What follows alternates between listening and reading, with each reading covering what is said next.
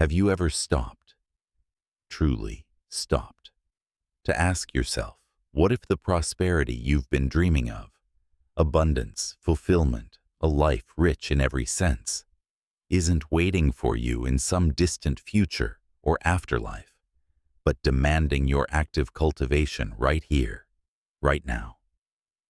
Not just the passive hopes you hold for success, the talents you assume will bloom without tending, or the good fortune you expect to fall like rain on untended soil. But at your core, who are you without the sweat of effort, without applying yourself both in this moment and for what lies beyond, turning your good land of potential into a harvest that sustains forever? In the sunlit groves of ancient Athens, where philosophers planted seeds of eternal truth amid olive trees heavy with fruit, Plato, the visionary architect of the ideal life, delivered a blueprint for real prosperity. Apply yourself both now and in the next life. Without effort, you cannot be prosperous. Though the land be good, you cannot have an abundant crop without cultivation. At first, it sounds like a stern call to grind, a reminder that nothing worthwhile comes easy. But oh, dear listener, lean in closer. This is no mere work ethic. It's a profound manifesto for stewardship, a narrative that weaves your daily toil with eternal growth, turning barren potential into bountiful legacy.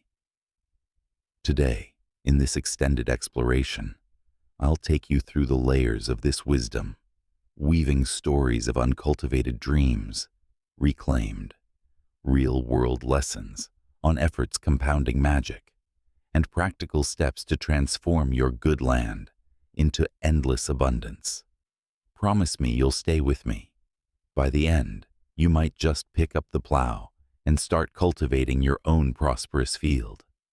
Picture this: a fertile valley in ancient Greece, soil rich and ready, blessed by the gods with sun and rain.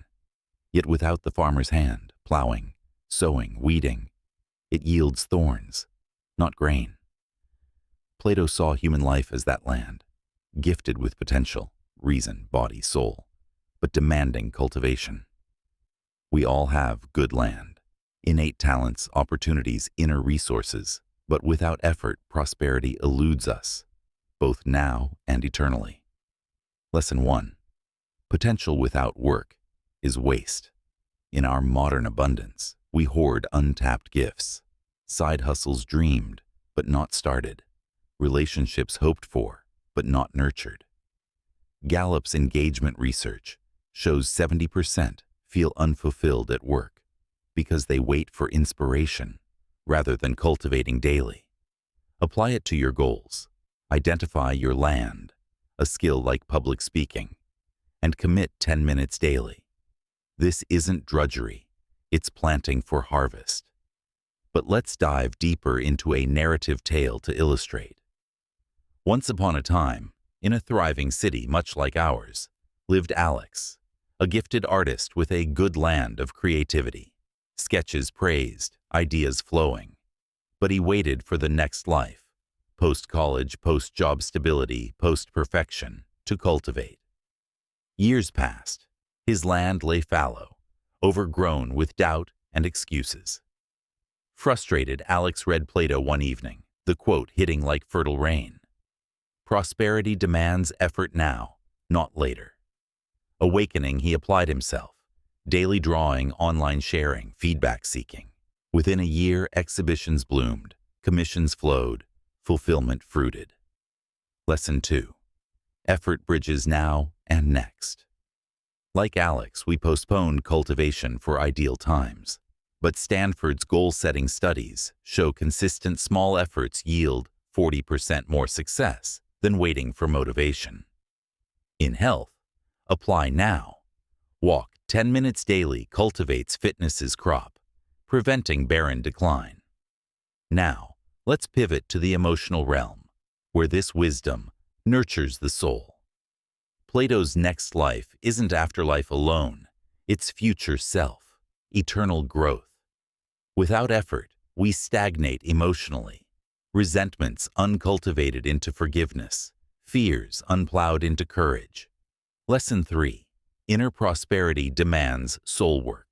Therapist Viktor Frankl, Surviving Camps, Cultivated, Meaning Through Effort, Healing Millions.